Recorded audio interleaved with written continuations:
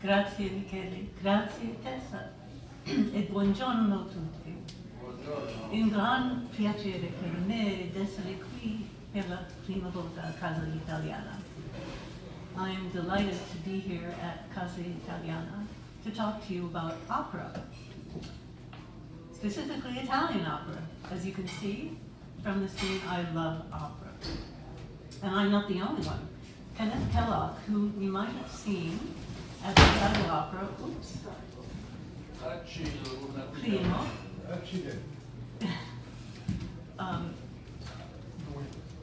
in the title role of the Life and Time of Malcolm X at Seattle Opera, says everyone can find themselves in opera. I totally agree, and I totally agree with John Holmes at the Nashville Opera, who says opera is basically Broadway with the best music in the world.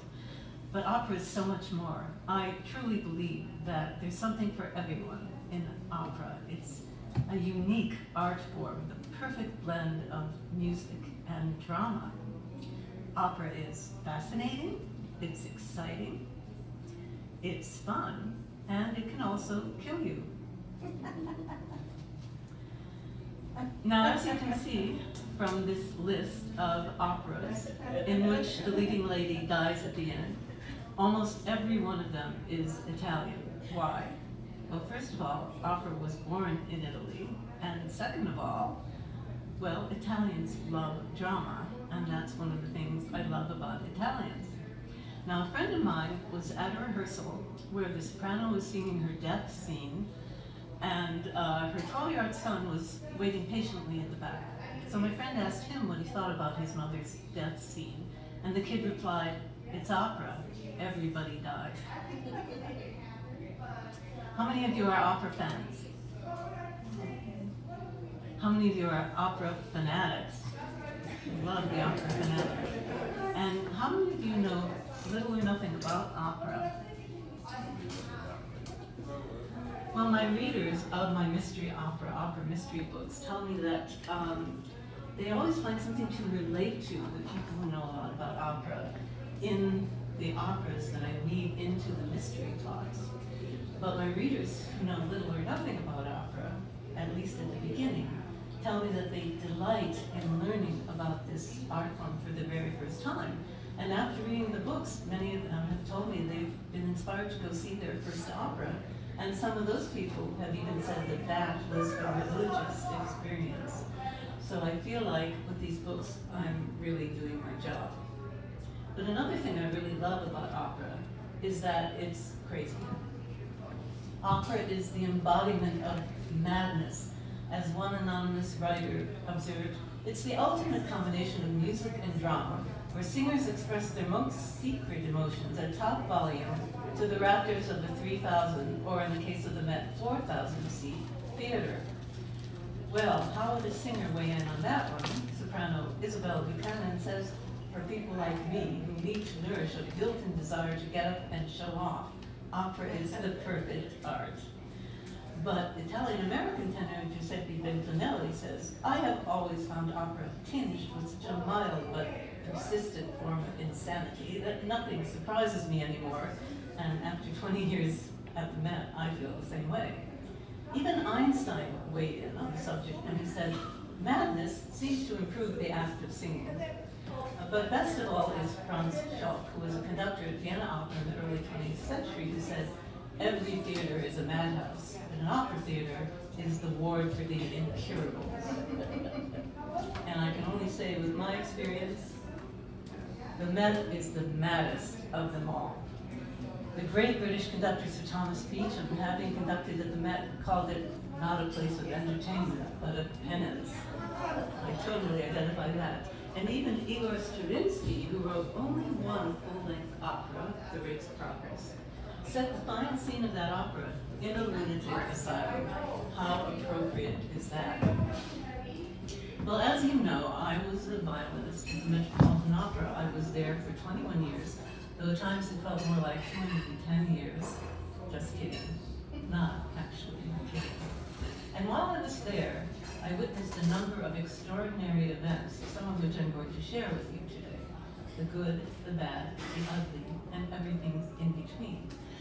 one important thing I learned while I was there was that what goes on away from the stage is often more dramatic than what happens on the stage. And you're going to be hearing examples of that in a few moments.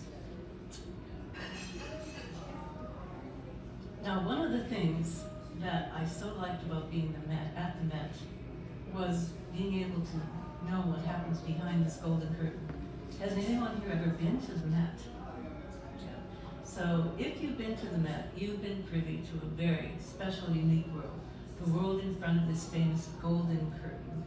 It's a world of glamour and glitz, of celebrities arriving on Lincoln Plaza before performances being snapped by paparazzi, and the famous Austrian crystal chandeliers rising to the top of the theater before each act went curtain. But I, as an insider, was privy to a whole other world, the world behind that golden curtain. And this is a world of intrigue, of jealousies, rivalries, and backstabbing, of clashing and warring egos, the most eminently bruisable egos in the world, I might add. Now, at any given time at the Met, there can be as many as 4,000 people, all working in different jobs simultaneously, and usually at odds with each other. There are the big international opera superstars, like Milner, who is pictured here. And then there are the complimajos. That's our Italian word for the day, complimajo.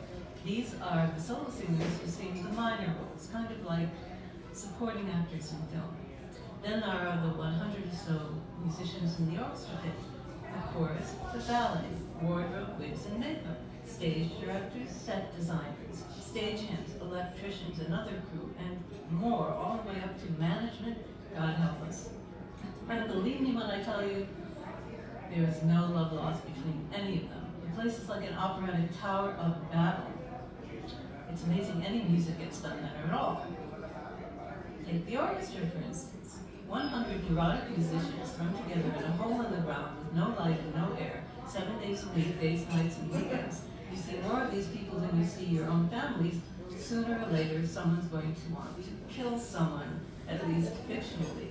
But one of the great perks of being in the Met Orchestra pit was to be able to listen to the greatest singers in the world sing exquisite Italian day after day and night after night.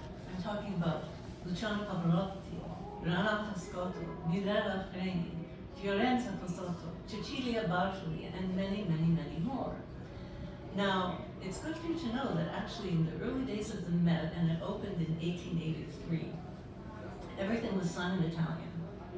Didn't matter if the opera was Italian, French, German, Russian, whatever language, it was all sung in Italian for the first several seasons. And the music director for the entire first season was also Italian, Auguste Dianese.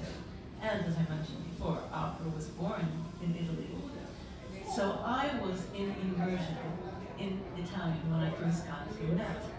Also, I found that it seemed like every other person I met in the orchestra had an Italian name, including the personnel manager of the orchestra and the assistant personnel manager, who used to speak Italian to me all the time. Not sure why. I think I must have been open to it because I do love languages after all. But especially the assistant personal manager. His name was Edgardo, which if you know Donizetti's Lucia, you know where that name came from. Well, he kind of took me under his wing. He thought I was much younger than the 20-something I was. And he used to call me Piccolina. So I'd show up at this opera house in the morning and he'd say, Piccolina, come stai? And there were times when he kind of pretended he was sort of mad at me and he would say, Ti ammazzo. But his main job was herding the musicians like cats into the orchestra pit. And he would always be out there saying, cammina, cammina, and kind of pushing us along. So it was a great opportunity for me as far as learning Italian. Now you may be wondering how I, an opera violinist at the Met, ended up writing opera mysteries. Well, you might be surprised to know that I actually started writing even before I started playing the violin.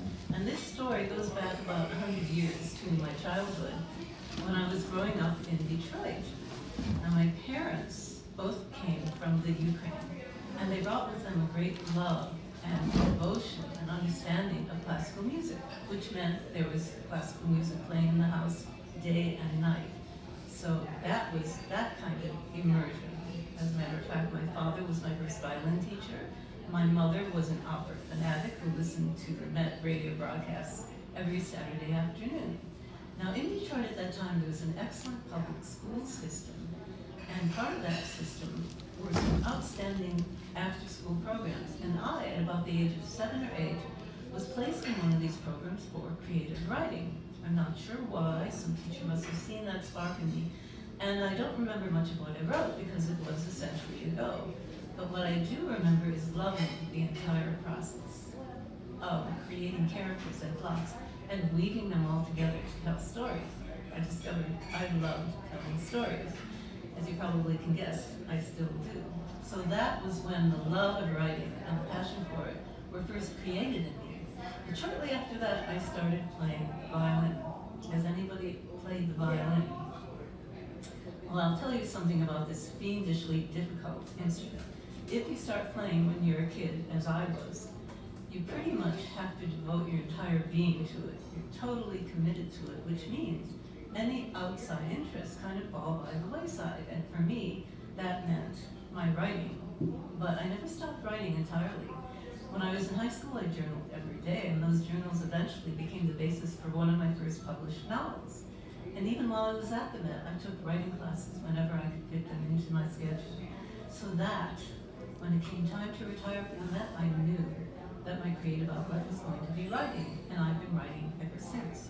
But while I was at the Met, I took note of many nefarious goings-on behind the scenes as grist for my writing mill. For instance, one day in the middle of a live radio broadcast going out to thousands, if not millions of people across the U.S., it was Verdi's Macbeth. I know it's a dreaded word, and believe me, this production was as disastrous as they come. But that particular day, some guy in the audience decided to commit suicide by taking a flying leap off the balcony. I'm not making this up. You can see it right here in black and white in the New York Times. Fortunately for everyone else, he waited until the intermission to do the deed. But it had to have been the longest intermission in the history of the Met because, they had all that cleanup to do. So there's an example of something disastrous happening away from the stage. But on another occasion, something even more disastrous happened on the stage during a performance that was not supposed to be part of the performance. And this was an opera called the Metropolis Case, a rather contemporary opera. Written in Czech, we were doing it in English. And the stage director, in his infinite lack of wisdom, had this poor comprimario tenore singing from the top of a 20-foot ladder. Now picture this, the Met stage is already 8 or 10 feet high, and then 20 feet above that, and plus the guy had fear of heights. It was a disaster waiting to happen. Sure enough, at the first performance of the Metropolis Case, there was the tenor singing from the top of a 20-foot ladder in front of 4,000 people. He sang a couple of lines and then promptly collapsed and plunged to his death. No surprise, he had had a heart attack. But here's the kicker. Is there something with the microphone? The last words he sang before the fall were, and I quote, "You can only live so long." I mean, you can't make this stuff up. I mean, how can I not write about it? It was just too good to pass up. But in addition to that, I also found while I was at the Met that an opera house is the perfect environment for mischief and mayhem. Just another excuse to write an opera mystery. Plus, I get to kill off all the people who made my life miserable. The wannabe stars, and the detestable divas, the snarky stagehands, and especially my orchestra colleagues. So I haven't killed off any of them yet. But it was when one prominent company member started receiving death threats that my wicked imagination kicked in, and I decided I just couldn't resist writing an opera mystery taking place in Quebec. After all, opera stories are the bloodiest ever written. What better way to bring murder and music together? And so, my opera mystery series was born. Now, the protagonist in this series is a gifted young violinist named Julia, somewhat based on myself when I first started off at the Met. And at the beginning of the first book, Aria for Murder, Julia is just a starry-eyed neophyte who knows nothing about the political machinations behind the scenes. She's just thrilled to be making her debut in the orchestra of the world's most prestigious opera house on opening night. Unfortunately, her opening night does not turn out quite as she expected. More about that in a moment. But just a sidebar, in all of my opera mysteries, there are Italian operas woven into the plots, especially the more murderous Italian operas. For instance, in Aria for Murder, Verdi's Carlo and Puccini's Tosca. So what happens that night for Julia is not exactly what usually happens on opening night at the Met. Now, this is one of the more exciting events in New York of the season. As one observer wrote, in the house, opera goers lined the stairways to people watch as the swirl of gowns and glittering jewelry poured in. After the curtain calls, cast members took a bow from a balcony overlooking the plaza and were loudly cheered. It doesn't get much more glamorous than this, and I was able to observe that for 21 opening nights in a row. It's quite exciting. But for Julia, it doesn't quite turn out that way. And in this excerpt from the prologue to Aria for Murder, you'll get a sense of what that unexpected, terrible event might just be. Now, just to let you know, at the beginning of every chapter of all of my opera mystery books, there's a quote from a different opera, first in the original language, then in the English translation, which gives you kind of a foreshadowing of what might be happening in that chapter. Here's the quote at the beginning of the prologue. Chi è morto, voi o il vecchio? Chi domanda del bestia? Il vecchio. Who's dead, you or the old man? What an idiotic question. The old man. Mozart, Don Giovanni, Act 1. Collateral damage. Sometimes it just can't be avoided. When you're trying to kill someone, other people can get in the way. It's not planned, it just happens. Though the Metropolitan Opera's orchestra pit was the largest in the world, when the orchestration of an opera was vast, things could get quite crowded for the 100 or so musicians squeezed together there. Tonight's Verdi was no exception. Grand opera at its loftiest, with plenty of brass and extra strings. He would do his best to hit his target precisely, but it wasn't an exact science, and if, under pressure, he was slightly off, well, tanto peggio. As they say in French, he chortled to himself. Everyone in the Met knew tanto peggio was Italian, not French. He salivated with anticipation as he lovingly cleansed his Belarusian sniper rifle with its special bronze bristled brush, oiled and lubricated the ammunition chamber, and polished the entire instrument with one of his special ordered microfiber gun cleaning cloths. If you look after your firearm when the time comes, it will look after you. A vintage model, the bell was precious, his own personal Stradivarius, a thing of beauty, a state-of-the-art example of genius in design, and the kind of velocity he needed to accomplish his goal. He kept the bell right inside the opera house, in a far-off corner away from prying eyes. It remained there at the ready, just in case. No one was aware of its existence, let alone its hidden location. And what better time for an assassination than opening night at the Met? With a sigh, he wrapped his instrument in its plush chamois cloth and painstakingly laid it in its temporary resting place beside its smaller sibling, the Beretta. It won't be long now, my trusted friend. It won't be long. And it wasn't long till in the pit the musicians took their seats. The theater went silent. Abel, the maestro, raised his baton. And as the orchestra began to play the prelude to Act 1 of Verdi's Don Carlo, the curtain rose. Terrified of being anything less than perfect in a position so close to Abel, Julia had to concentrate extra hard. But once her performance became infused with the heart and soul of the story and its music, her nervousness dissipated. Giuseppe sang the role of Don Carlo, the tragic prince whose father, King Philip of Spain, steals away Elisabetta, Carlo's intended to be his queen. Carlo's closest friend, Rodrigo, urges him on to the noble endeavor of liberating the Flemish people from Filippo's tyrannical rule. Filippo and the Grand Inquisitore conspire to kill both men, but the strange and mystical intervention of the ghost of Carlo's ancestor, Carlo V, saves Carlo from certain death. In Act 3, Julia girded herself for the gunshot heralding the assassination of the baritone Roberto's character on stage. Era me giunto il dì supremo, he sang. Il tempo stringe, mi volto già su me la folgore tremenda. Julia repeated silently to herself the translation from the libretto she had studied. For me, the supreme hour has come. Time is short. I have drawn the dreaded thunderbolt upon myself.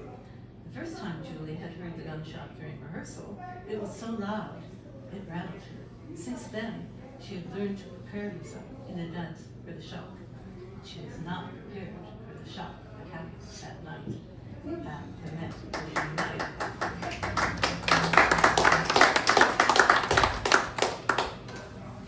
Sooner or later, Julia finds herself involved in a murder investigation and ends up the target of a ruthless killer. But spoiler alert, she survives because there's book 2, Prelude to Murder, which takes place at Santa Fe Opera. So Julia goes off to Santa Fe to play in the orchestra, and she's a fish out of water, a New York City gal in the middle of the desert in New Mexico.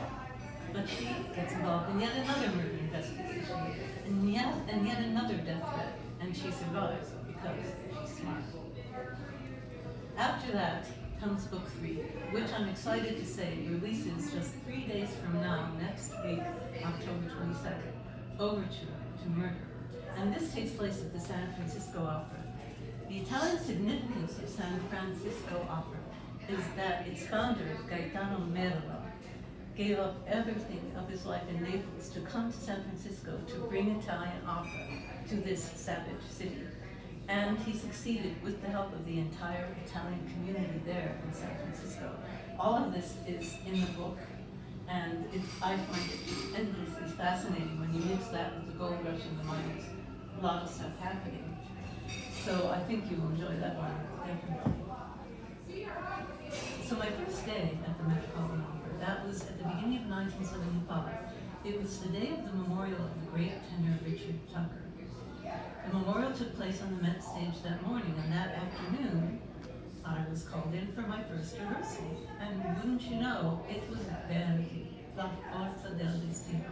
And I was thrilled as I sat down in the first violin section of the mid-orchestra pit, until I looked up on the podium, and there was James Levine, the boss. And I thought to myself, first time out, playing for the boss? This is a trial for fire. I was terrified until I looked up on the stage, and there were John Vickers and Martina Arola, 2 singers whom I absolutely worshipped. And I thought to myself, this is not a trial by fire. This is more like paradise, especially when I heard this glorious aria, Pace, Pace.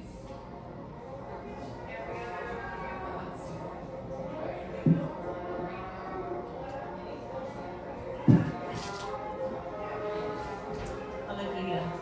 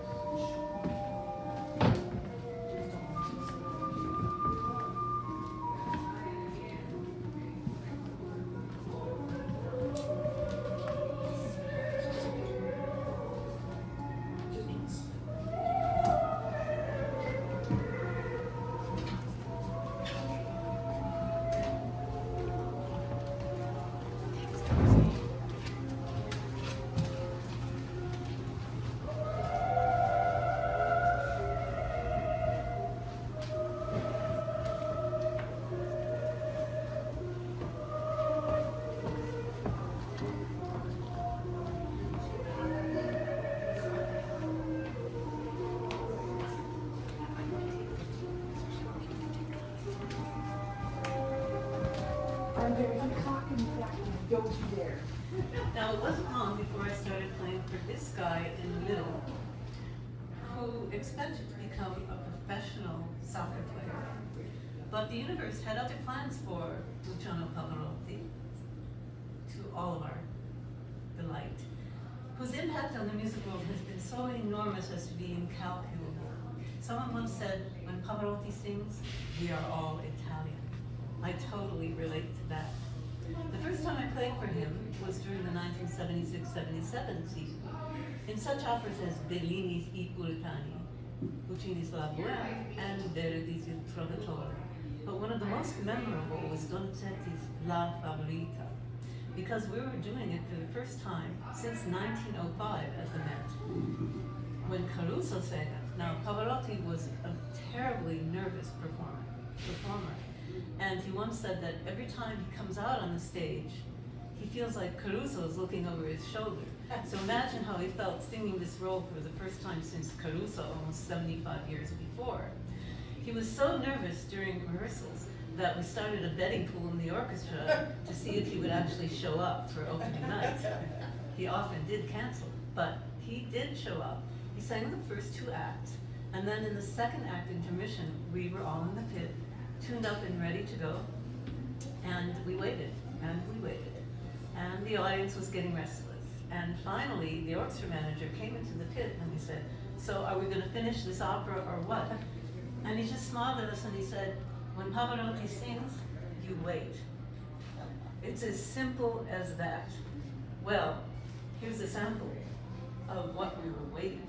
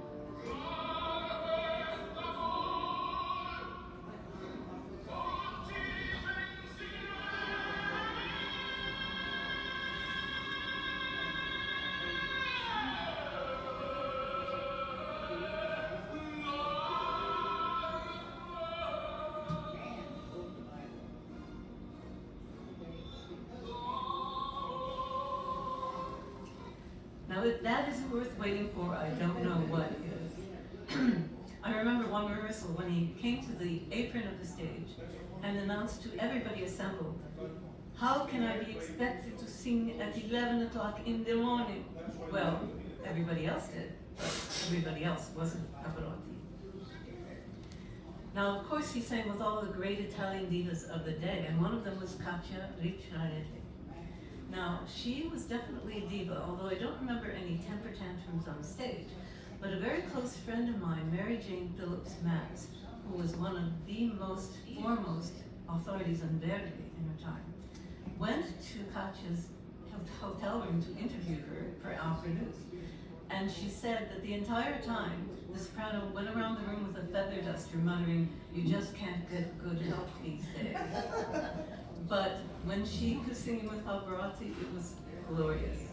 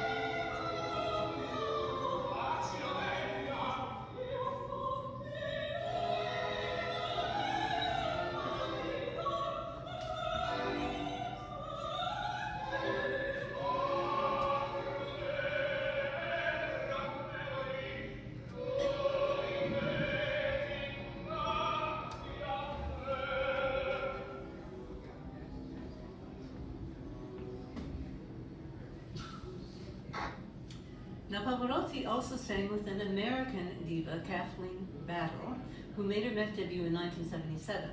I was there, and the beauty of the voice just blew me away. But when she got famous, she got to be intolerable. She got known for being difficult and demanding. In fact, when she sang at San Francisco Opera, all of the stagehands wore t-shirts that read, "I survived the battle." But in 1994, she got her comeuppance because she was singing with Pavarotti in Donizetti's La Fille du Régiment. And according to my backstage spies, they got involved in a composition, or I should say a competition, to see who could arrive later at rehearsal in the morning. Well, who does that? I mean, who goes head to head with Pavarotti? That is the ultimate in opera madness. And sure enough, she was dismissed from the Met. She lost big time. But here's a sample of what she was competing with.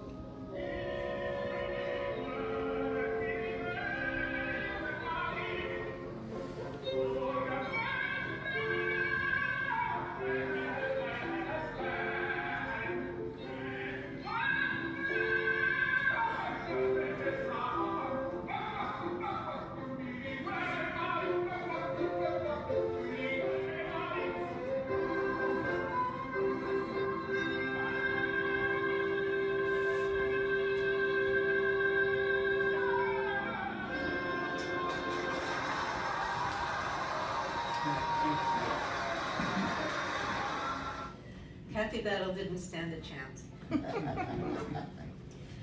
But perhaps one of the greatest partnerships with an Italian diva was Pavarotti and the great diva Renata Scotto, who made her Met debut in 1965 in Madama Butterfly. Now, I played more performances of Butterfly with her than any other soprano, and she affected me so deeply that in the third act, which, as you know, is the suicide scene, I had to put a handkerchief over my violin to make sure that my tears wouldn't get it wet. It was that profound. But the two of them together made history in 1977 in the very first Live from the Met telecast of Puccini's La Bohème. Now, this was a very Italian production. Aside from them and the composer, the director was Fabrizio Milano. The designer was Pierluigi Pizzi. It was supreme, and we'll hear a clip from that in a moment. But I just wanted to pause for a moment to talk about another thing which I so adore about Italians, and that is how much they love children. My daughter was in the children's chorus around that time, and she told me that whenever Pavarotti was backstage, if a kid came up to him and asked him anything, he would drop everything he was doing. And if they asked for an autograph, he would never say no. And Renata Scotto, my daughter told me, in the first performance of Macbeth, she brought a small gift for each child in the children's chorus. I mean, that's the kind of thing that really inspires me. In any case, this also inspires me. This is from the very first Met telecast, Puccini's La Bohème with Scotto and Pavarotti.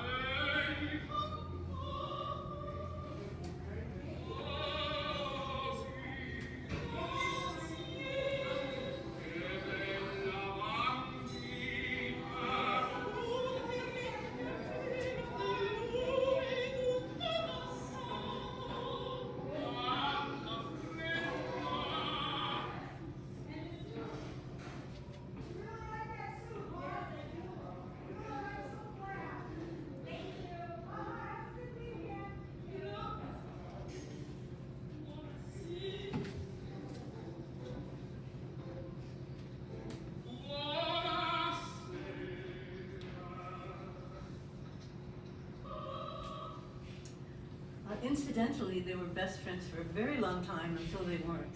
They actually got involved in a battle royal at San Francisco Opera, and suddenly they weren't best friends anymore. I actually chronicled that with different names in Overture to Murder. So that's really a fun relationship, and it's all tied in with murder at the opera. Of course, Scotto was a diva in her own right, and aside from Madame Butterfly, she sang so many wonderful roles, but one of my favorites was in Verdi's Don Carlo, which had a new production in 1977. And being a diva, she did have one snit on the stage one day during rehearsal when she said that the boots she had special ordered from Italy had not yet arrived. And how can I possibly sing without them? Well, as you will see, she still managed.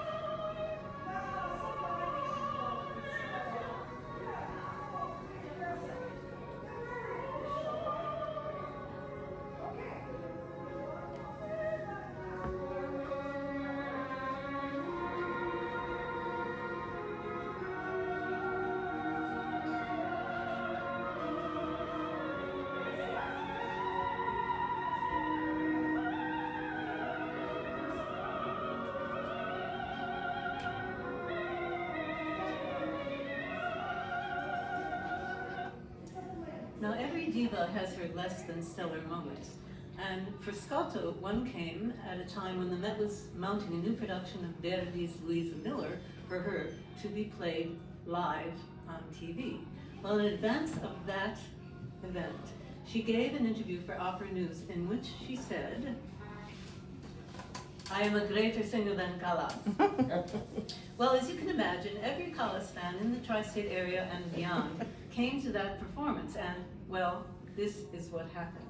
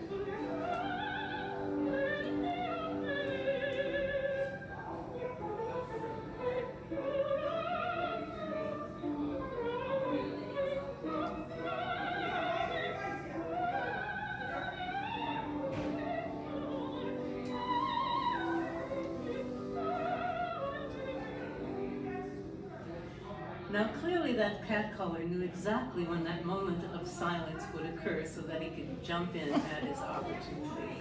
Oh, well. But another wonderful diva was Mirella Freni. She was just a doll. She was sweet and lovely and sang like a goddess.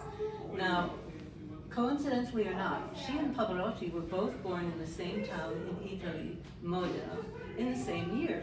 And Pavarotti always said that the reason they both became great opera singers was because they had the same wet nurse. It was the milk, he said, it was the milk. But in any case... The Parmigiano.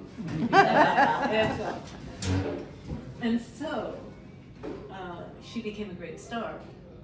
And she was also married to the great Bulgarian basso, Nikolai Gyorov. Now, from all reports, they had a wonderful marriage, but when they appeared together on stage, the sparks flew.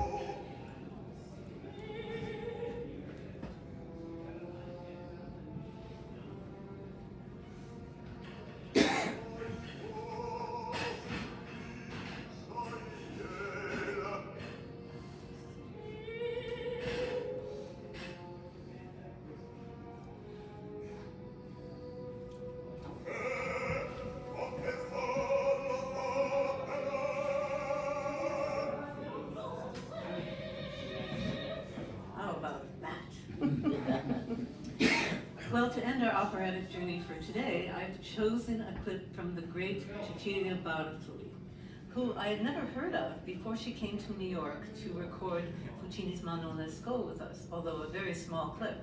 This was a recording we were doing with Pavarotti and Freni, the two modernisti, is that a word? But she came all the way from Roma to New York to record this one little 2-minute passage. But afterwards, she stayed in New York and became very famous. By the way, Ma non l'esco is my very favorite opera. So I'd like to end by playing this clip for you.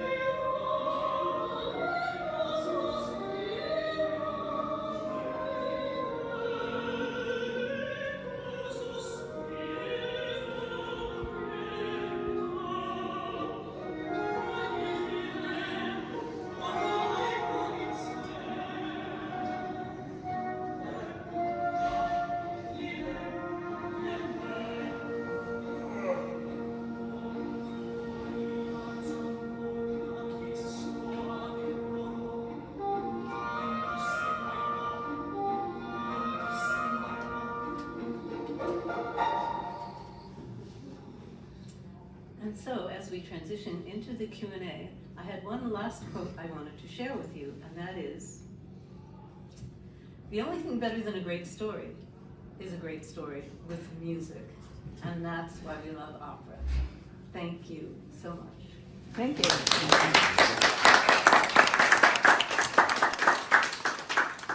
you want to run the question, or do you want me just to? Yeah. Keep going. So, any questions? Yes. Two questions. Are the female stars more arrogant than the men? Or vice versa? And why do you think that divas in opera seem to have this penchant for high drama? I mean, there are actresses and other singers and who have lots of acclaim. Are opera stars more in that direction, do you think? And why? Okay, so the first question who's more arrogant, the men or the women, as far as, is that? Yes, that was it. It depends on the singer. I think that Pavarotti was pretty much the height of arrogance when it came to male singers, but Scotto was right up there with him, I think. That's one reason why they were such close friends and then were completely at odds with each other. So, I mean, I could give some other examples, but for me that's the prime one. So, but Pavarotti, they both had their moments. I mean, as I mentioned with the children, they were always lovely. I remember we did a concert in Central Park one summer, and Pavarotti was the main event. And it rained like you wouldn't believe. The whole park was flooded. They had to put down wooden boards for people to walk on, and it was cold. It was just awful. And we all thought that, you know, if he doesn't show up, I totally understand. Well, he not only showed up, but he sang like a god and even sang some encores. So he really was a mensch in a lot of ways as well. So the arrogance, it's not the whole picture, it's not the whole person. And the second question. Why are operatic? I mean, I was in film for years, and there are some arrogant female and male actors, but didn't see the kind of things that you're talking about here. Well, this has been a tradition over the last, 400 years since Claudio Monteverdi wrote his L'Orfeo, which is considered the first real opera. And for some reason, it's just become a tradition. It's much less so now. They don't get away with it now the way they did in the early 20th century and even the late 20th century. But I have to say, there were some moments when I just was so impressed with these sopranos, especially. You know, sopranos have a mantra. It's, "Don't mess with me, I sing high notes." So there's a good reason for that. I mean, yes, for a tenor to get to that high C, and for him, you know, to sing 9 of them in a row, that's just crazy. But somehow, to me, it's the women who anchor it in many ways, with their high notes, with their drama. To me, there's nothing more dramatic than a soprano voice. However, generally speaking, there's nothing more thrilling than a great operatic voice, I think also. Any other questions? No questions? Well, I thank you all for being here, and I hope you'll come up and check out the books and see if you were intrigued enough to maybe purchase a copy, and I will sign it for you. So thank you for being here. Thank you, Erica.